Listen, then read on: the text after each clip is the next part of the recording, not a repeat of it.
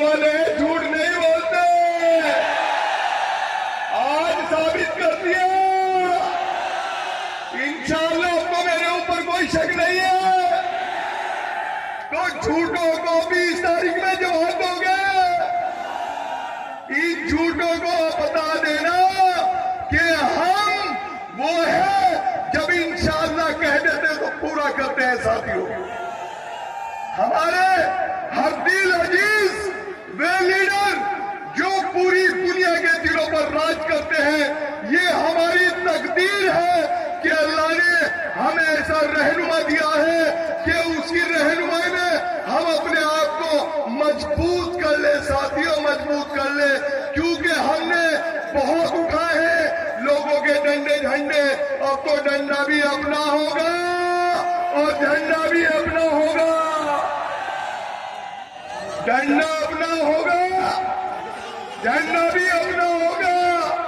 साथियों, वोट हमारी, राज तुम्हारा नहीं चलेगा, नहीं चलेगा।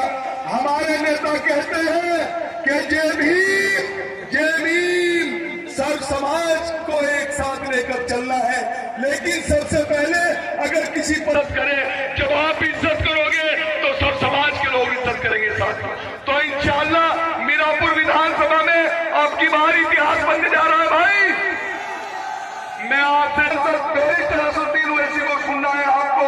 मैं तो रोजाना आपके बीच में रहता हूँ, मैं तो आपका बच्चा हूँ, लेकिन अरमानों में पानी फेंक दिया उनके जो कहते थे जो ना तुमसे टूट सकता ना तुम खरीद सकते। अल्लाह ने मुझे ईमान की दौलत दी है, मुझे बिकने की जरूरत नहीं। साथियों, बाहर लगेगी। खुदा हाफिज़। अस्सलाम वालेकुम। घड़ी आ चुकी है जिसका हमें सुबह से इंतजार था। सुबह से तमाम साथी यहाँ मौजूद हैं। मैं आवाज देता हूँ, उससे मैं आवाज दूँ अपने सदर को। उससे पहले बैरिस्टर असदुद्दीन ओवैसी जाना चाहिए। ऑल इंडिया मजलिस इत्तेहादुल मुस्लिमीन, ऑल इंडिया मजलिस इत्तेहादुल मुस्लिमीन। देखो देखो कौन आया, देखो देखो कौन आया।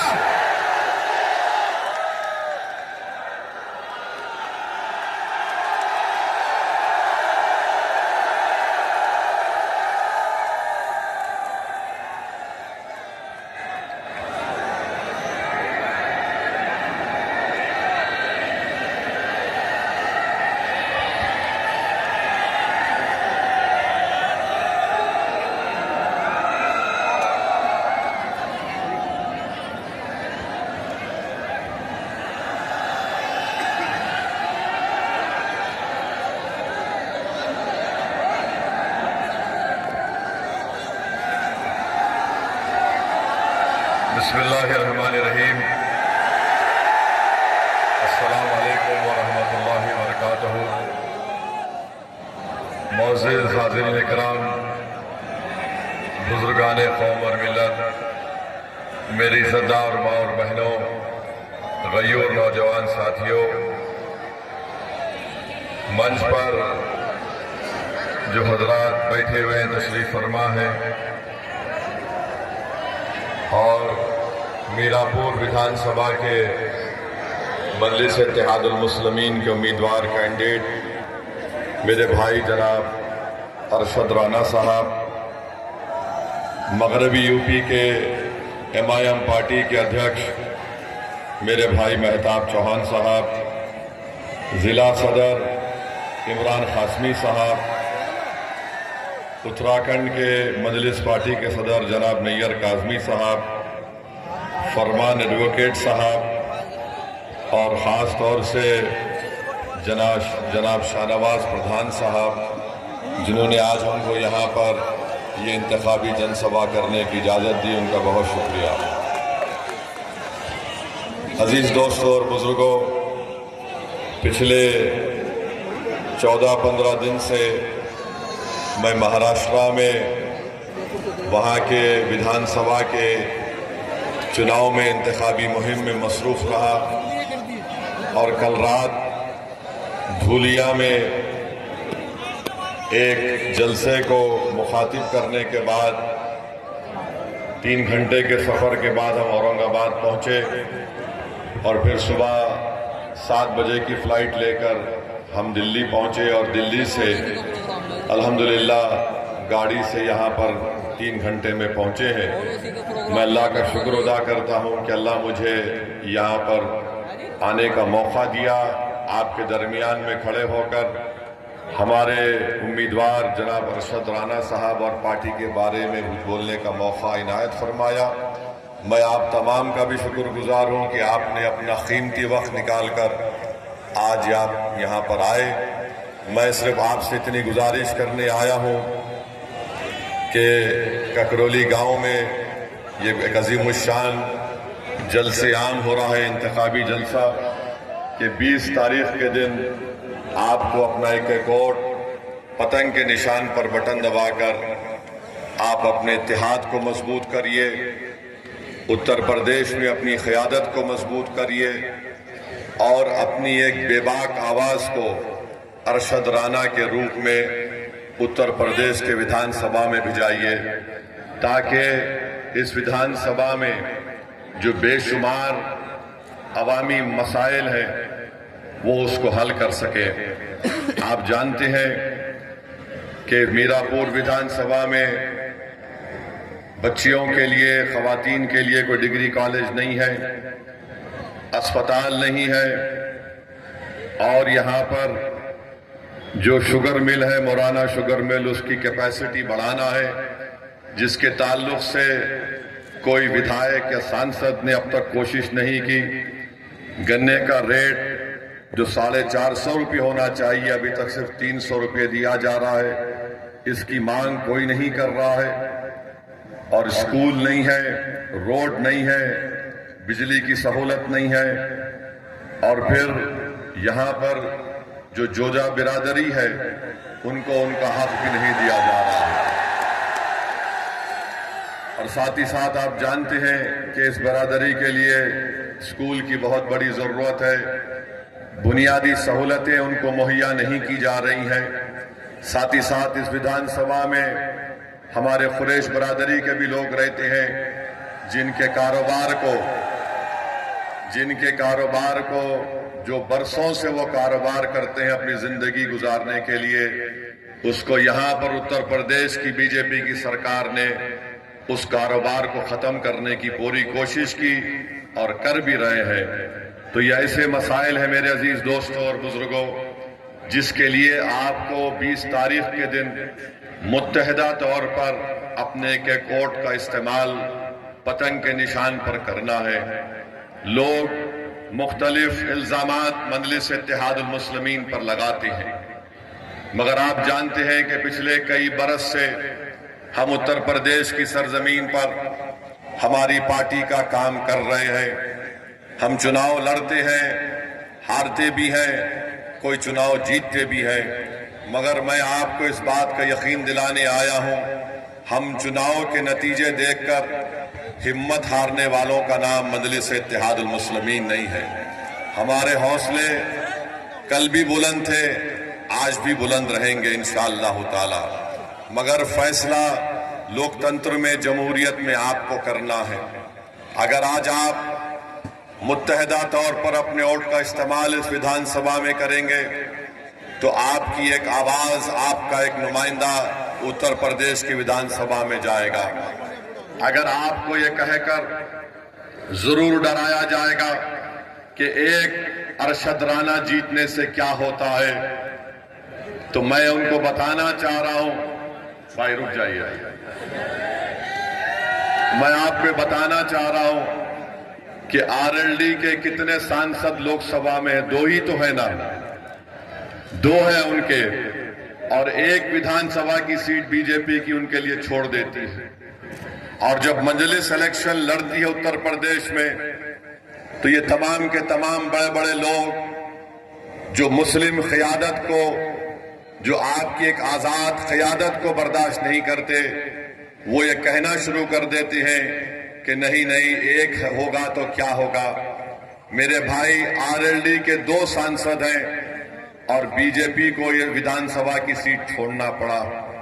अगर उत्तर प्रदेश में मजलिस इत्तेहादुल मुस्लिमीन के 10 से 15 विधायक कामयाब हो जाते हैं, 2 से 3 सांसद अगर कामयाब हो जाते हैं, तो इसका फायदा किसको मिलेगा? इसका फायदा आप ही को मिलेगा, इंसाफ आपको मिलेगा, नाइंसाफी का खात्मा होगा, जुल्म का खात्मा होगा। ये बात हम बार बार आपके दरमियान में आकर कह रहे हैं कि भारत की लोकतंत्र में हर समाज के पास उसकी एक आवाज है, और जब तक आप उस आवाज को मजबूत नहीं करेंगे, उनको जिताएंगे नहीं, आपकी कोई तकलीफ दूर नहीं होगी। पिछले 4-5 महीने पहले पार्लियामेंट के चुनाव हुए। आज भारत की पार्लियामेंट में चाहे वह अपर कास्ट हो या बैकवर्ड क्लास हो, इनकी आबादी के लिहाज से उनके सांसद जीत कर आए हैं। अगर एक समुदाय है जिनके सांसद आबादी के मुताबिक नहीं जीत पाए हैं, तो भारत की सबसे बड़ी अल्पसंख्यक समाज मुसलमान है। इसका जिम्मेदार कौन है बताइए आप? इसके जिम्मेदार किसी हद तक हम भी हैं, जो हम डर जाते हैं कि नहीं, अगर हम मजलिस को वोट देंगे तो बीजेपी जीत जाएगी। मेरे भाई, मैं आपसे यह कह रहा हूं, यकीनन बीजेपी को हमको रोकना है, मगर क्या हमारी जिंदगी की इब्तिदा खाली इनको रोकने में और फिर हमारी जिंदगी का खात्मा इनको रोकने में खत्म हो जाएगा?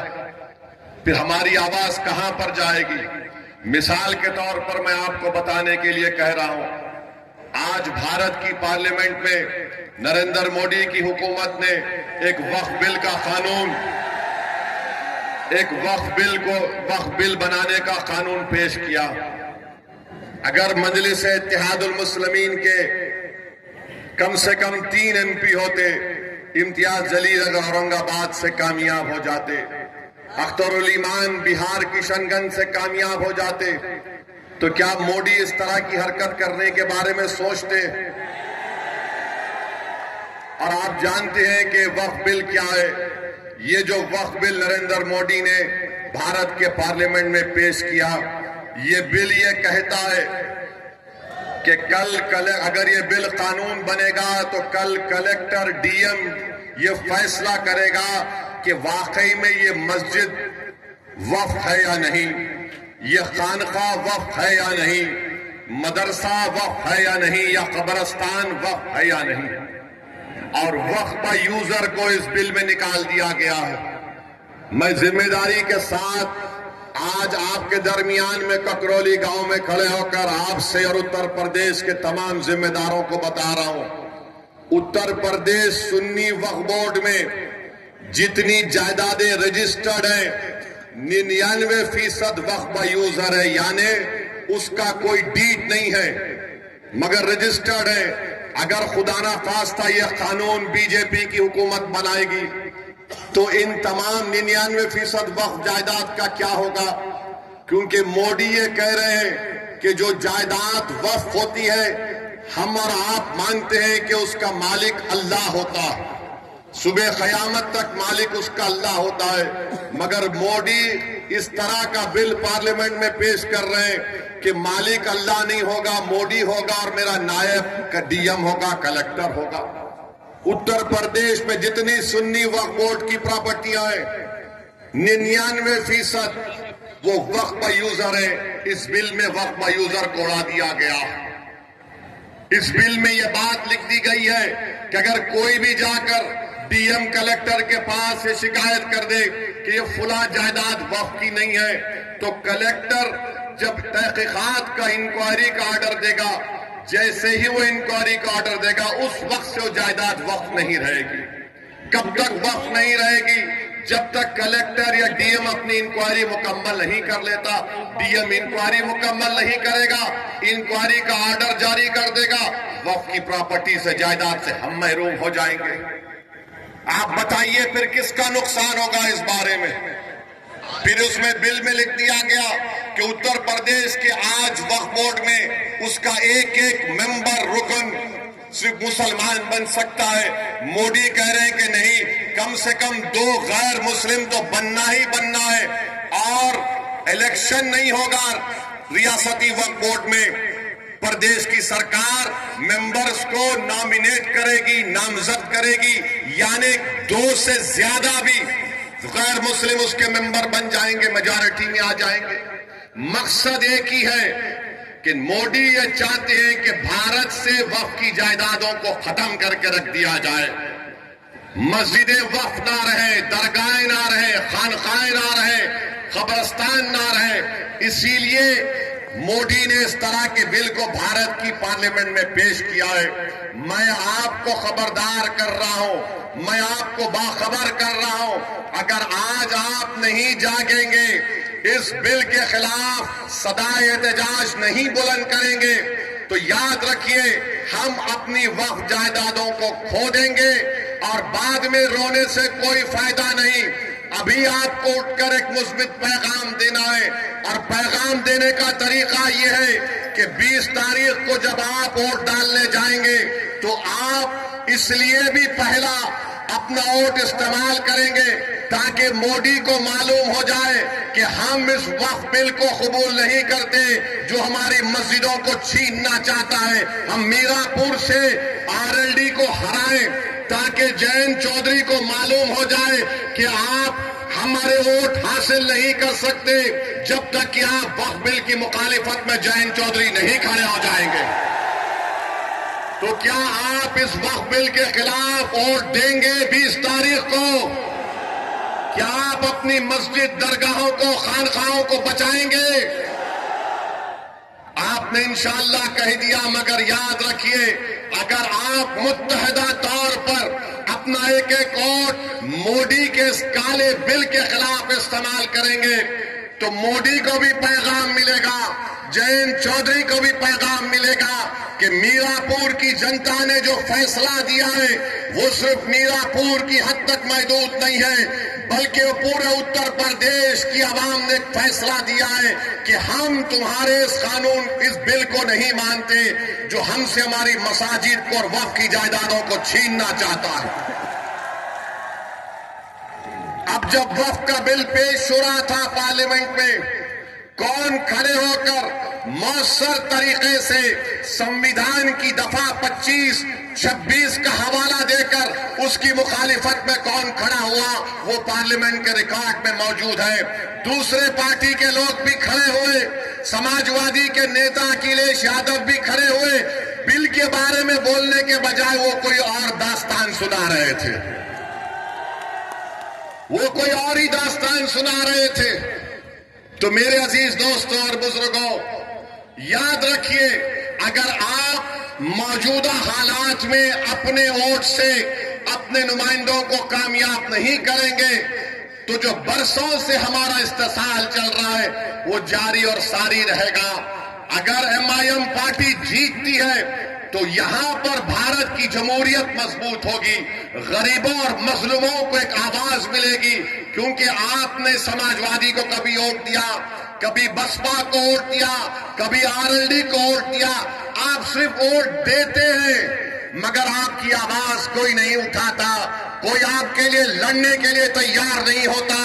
मैं आपको बता रहा हूं, आप याद रखिए फैसला तो आपका है, जमहूरियत है, आप जिसको चाहे वोट दे दें, मगर अगर आप इस बार भी इस डर में आ जाएंगे कि नहीं ये अरशद राना जीतेगा या नहीं जीतेगा, मेरे भाई जब जंग करना है जमहूरियत में तो जंग खूब तरीके से करनी चाहिए। हमारा मामला यह है कि जंग करने से पहले हम नतीजे पर पहुंच जाते हैं, जंग करने से पहले हम नतीजे पर पहुंच जाते। अरे हम हार गए तो कैसा? अरे मेरे भाई मिसाल दे रहा हूं समझाने के लिए, बुरा मत मानिए। 70 साल से वो फलस्तीनी गाजा और मगरबी किनारे में लड़े जा रहे हैं, मर रहे हैं। 40,000 अब तक मर गए, 12 लाख बेघर हो गए, लाखों लोग बेघर हो चुके हैं, मगर उनके हौसले को देखो, वो डर नहीं रहे बल्कि मुकाबला कर रहे हैं। क्यों मुकाबला कर रहे हैं? क्योंकि इजराइल एक जालिम मुल्क है, इजराइल एक जालिम मुल्क है और वो जालिम मुल्क गजा में नस्ल कशी कर रहा है, मगर एक मिसाल देने के लिए आपको बता रहा हूं। दूसरी बात मैं आपके सामने ये अर्ज करना चाह रहा था कि यहां पर अंसारी बरादरी बहुत बड़ी तादाद में है, उनका कारोबार पूरा का पूरा ठप होकर रह गया, कोई नहीं पूछता। आप देखते जाइए बीजेपी क्या कर रही है।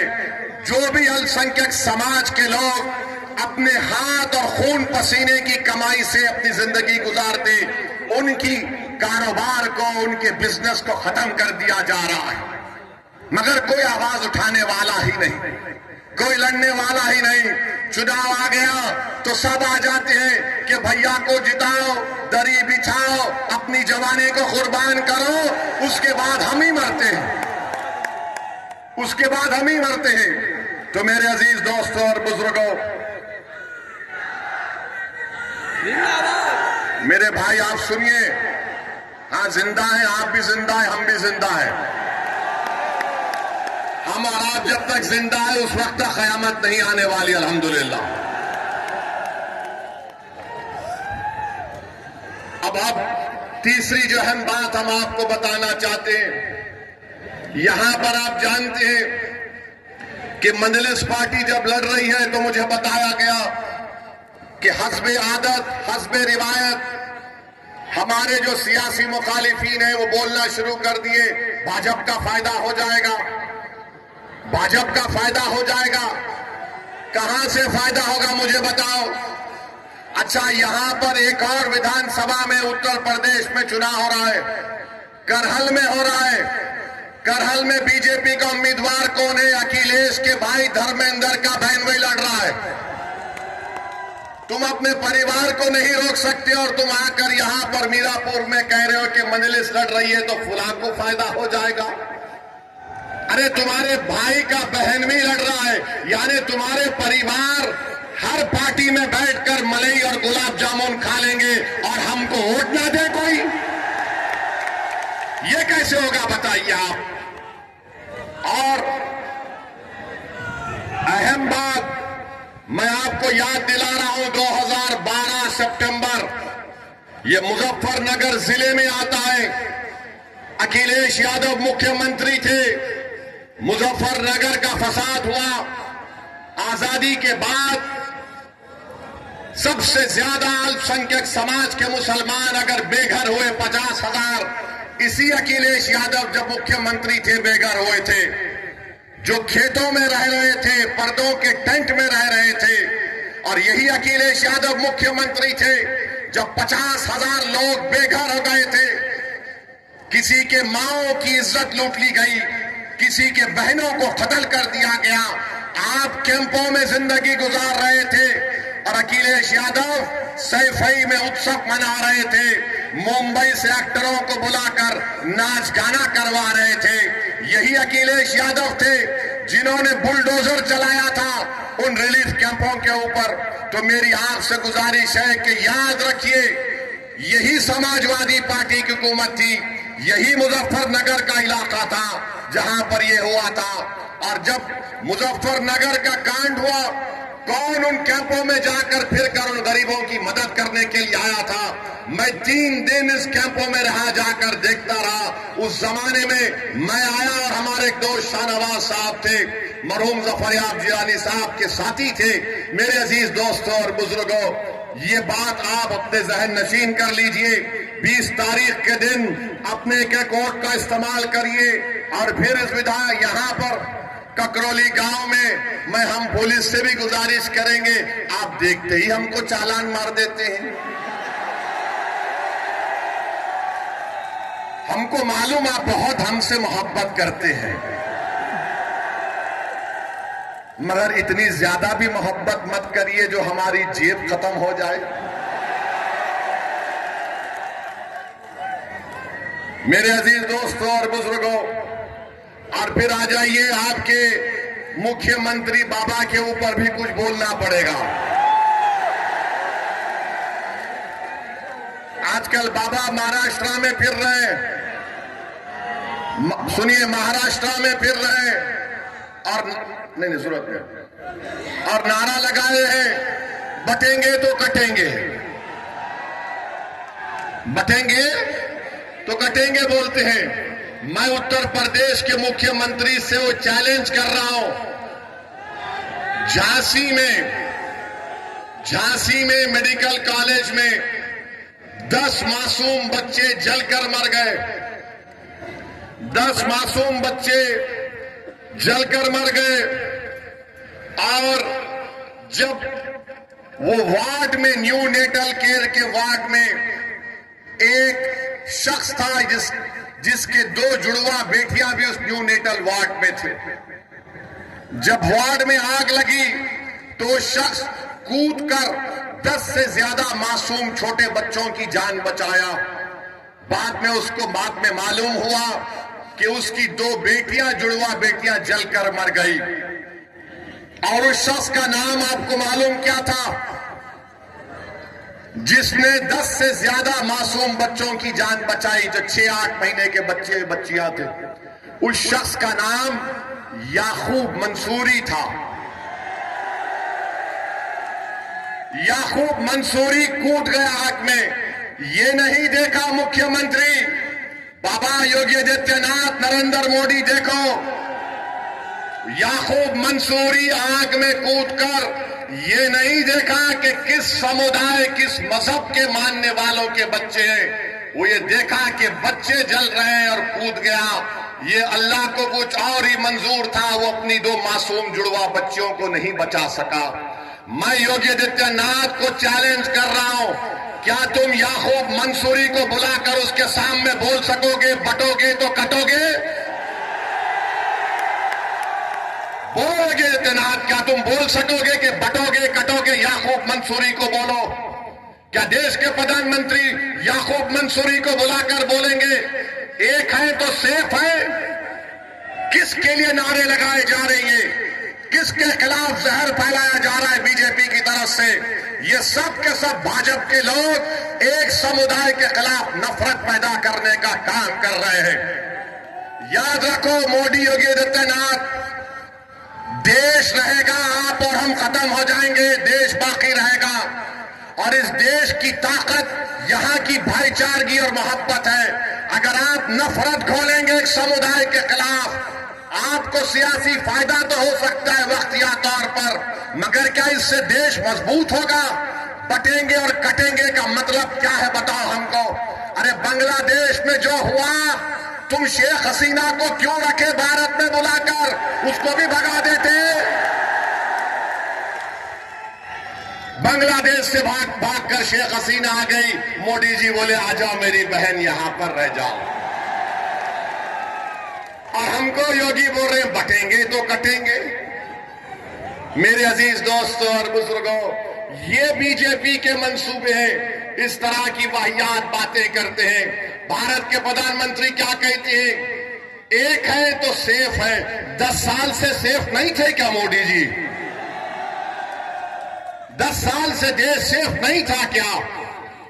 अरे मैं इसका जवाब ये दिया हूं, अनेक है तो अखंड है भारत में। एक है तो सेफ को नहीं मानते, अनेक है तो अखंड है।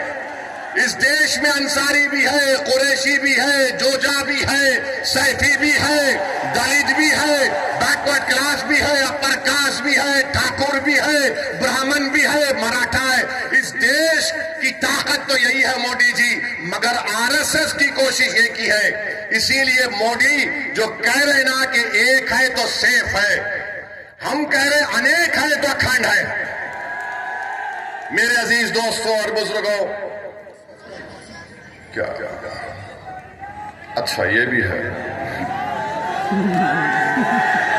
नहीं, इसमें लिखकर मुझे दिया गया है कि 2012 के चुनाव के मैनिफेस्टो में अखिलेश यादव ने 18% रिजर्वेशन का वादा किया था।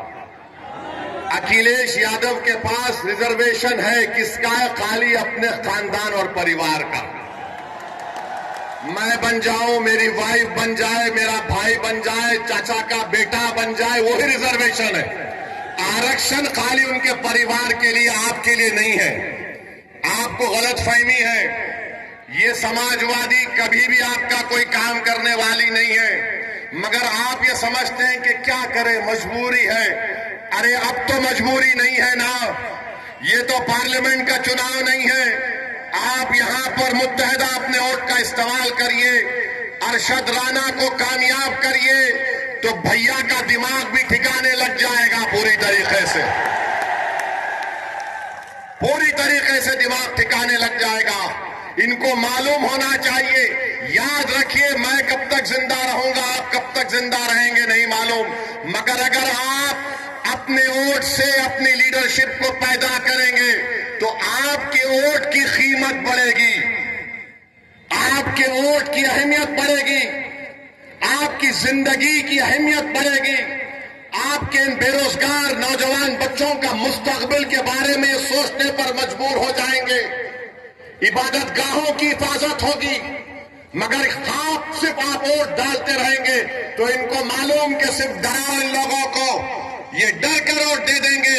असदुद्दीन ओवैसी आज ककरौली मीरापुर विधानसभा में आकर कह रहा है कि अरशद राणा को डर की बुनियाद पर नहीं, उम्मीद की बुनियाद पर बटन दबाइए।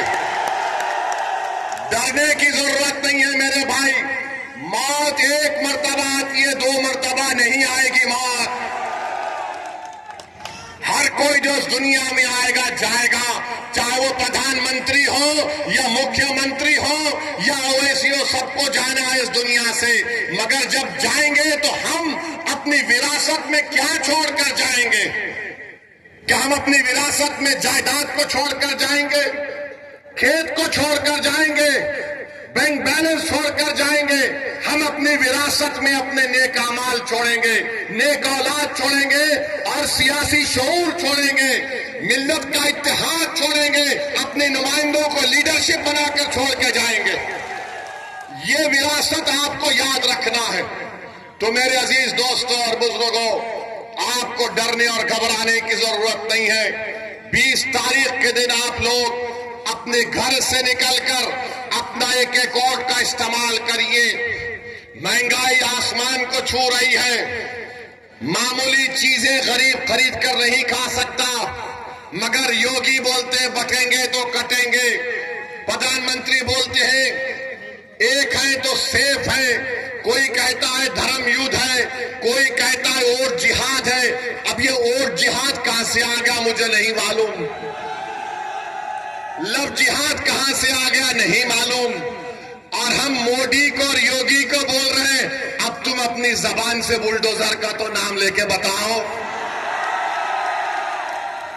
बोलो बुलडोजर के बारे में योगी और मोदी नहीं बोलेंगे, क्योंकि सुप्रीम कोर्ट ने कह दिया कि जिस प्रदेश में, जिस भारत के हिस्से में बुलडोजर इस्तेमाल होता है वो अनकॉन्स्टिट्यूशनल है।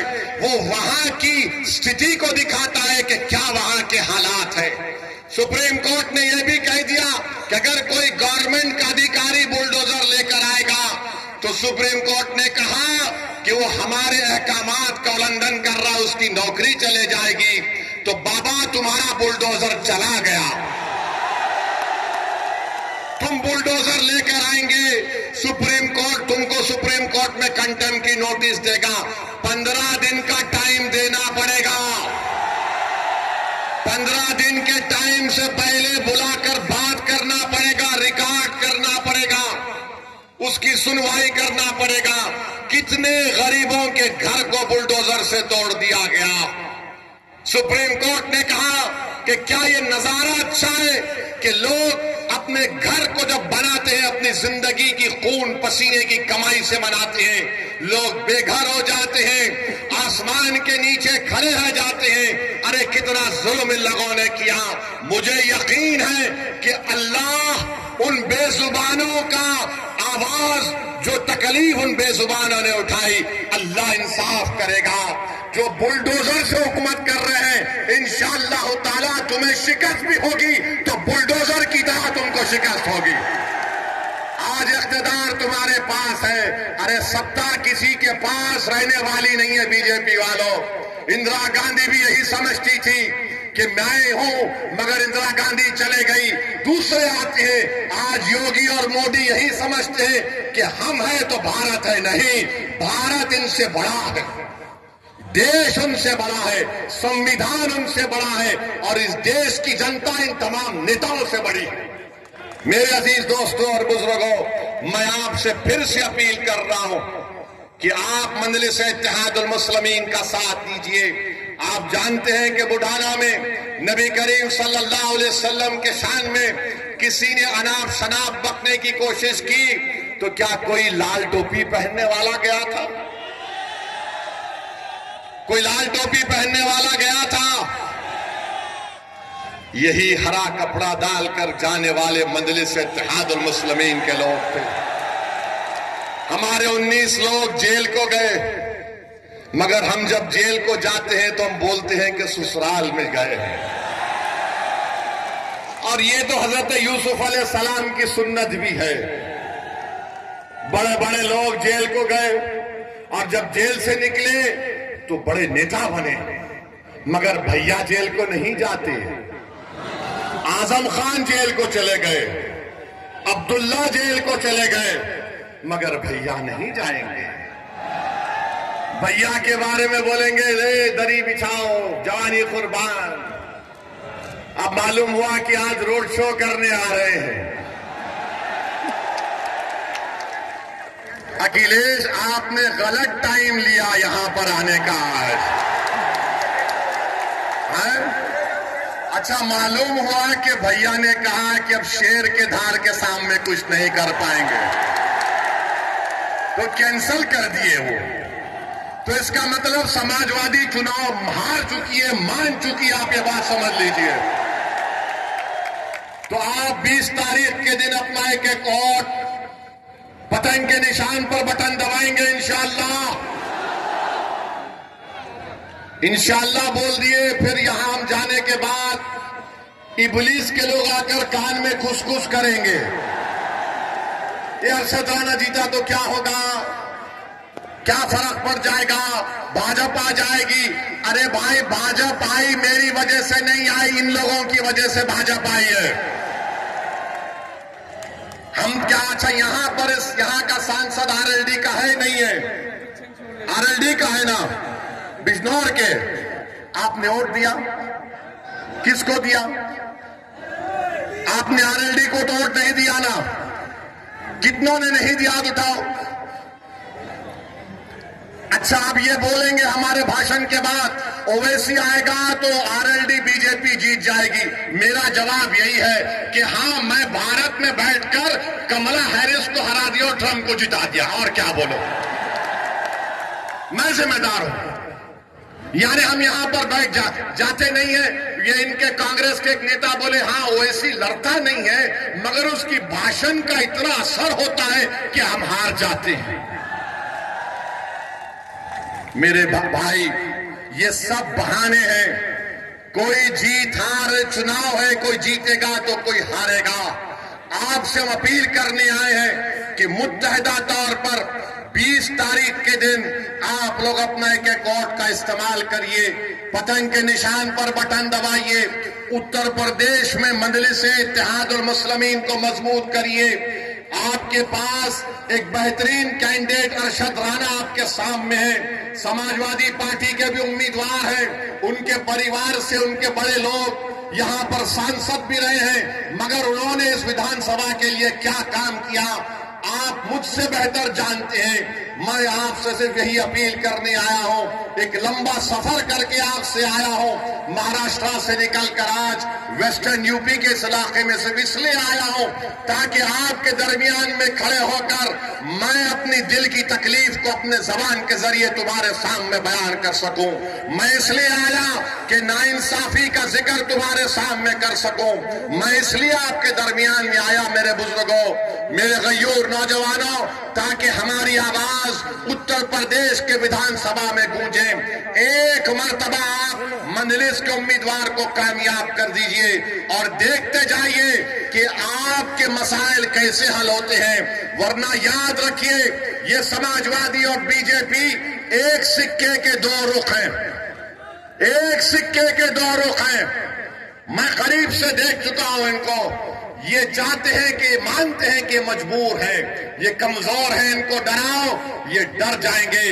आपको डरने और घबराने की जरूरत नहीं है। जब दलित समाज का, सुनिए, जब मोदी पार्लियामेंट में खड़े होकर बोलते हैं कि भारत का सबसे बड़ा बैकवर्ड क्लास का नेता मोदी है, अखिलेश कहते हैं कि हम समाजवादी जरूर हैं मगर हमारा परिवार यादव परिवार है, बहुजन समाज है, दलितों की बात करती है, बाबा है, बोलते नहीं है मगर ठाकुरों को प्रमोट करते हैं। हर समाज अपना नेता बना चुकी है।